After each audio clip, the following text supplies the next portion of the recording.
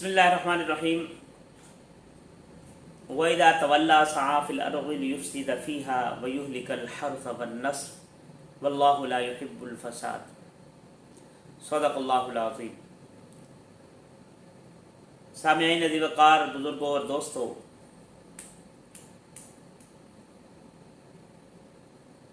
Monsoon का मौसम चल रहा है और इस मौसम में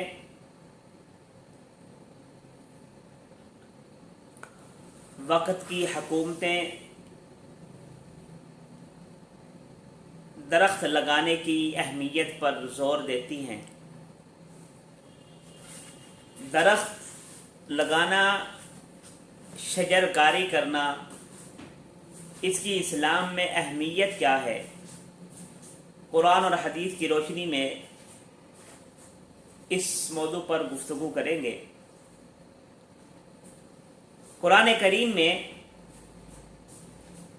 बिला वजह दरख्त काटने को फसाद फिल अर्द से ताबीर किया गया। कुरान मजीद में बिला वजह, बगैर किसी वजह के दरख्तों को काटना, ये फसाद फिल अर्द से ताबीर किया गया है। और कुरान करीम में इरशाद है, वइज़ा तवल्ला सआ फिल अर्ज़ि लियुफ़्सिद फ़ीहा व युहलिकल हर्ज़ वन्नस्ल वल्लाहु ला युहिब्बुल फ़साद। तो मालूम यह हुआ कि बिला वजह दरख्त काटना ये फसाद फिल अर्द है, इसकी इस्लाम में ममानियात है। आप सल्लल्लाहु अलैहि वसल्लम ने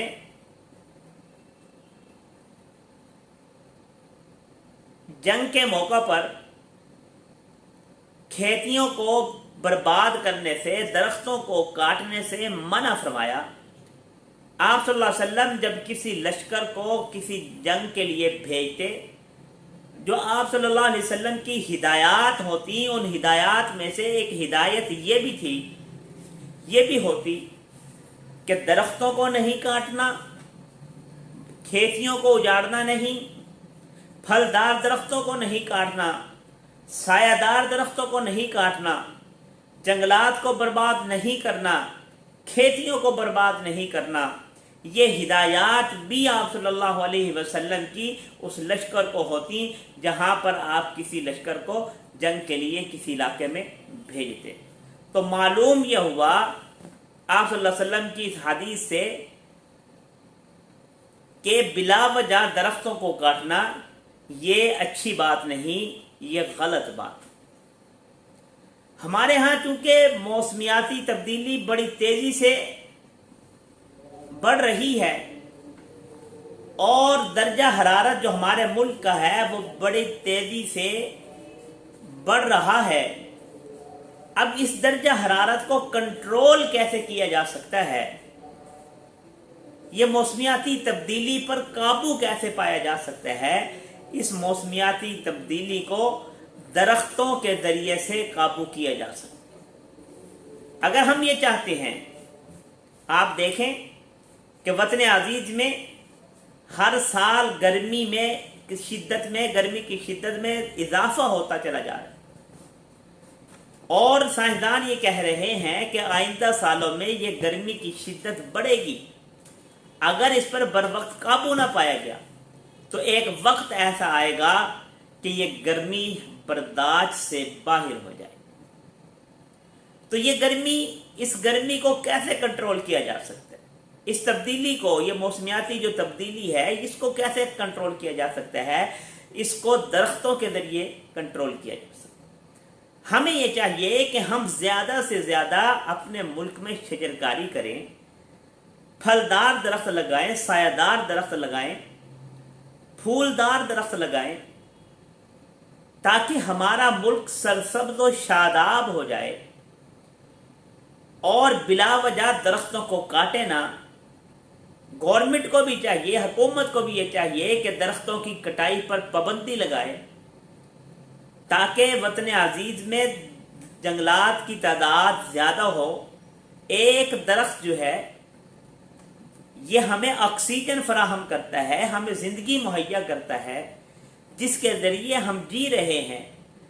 और दरख्तों की अहमियत के बारे में आप सल्लल्लाहु अलैहि वसल्लम ने एक इरशाद फरमाया, फरमाया कि जो शख्स ज़मीन में एक दरख्त लगाता है, कुछ शजरकारी करता है, पौधा लगाता है, तो उस दरख्त से, उस पौधे से जो शख्स भी फ़ायदा हासिल करता है, इंसान फ़ायदा हासिल करता है तो वो भी उसके लिए सदका जारिया है।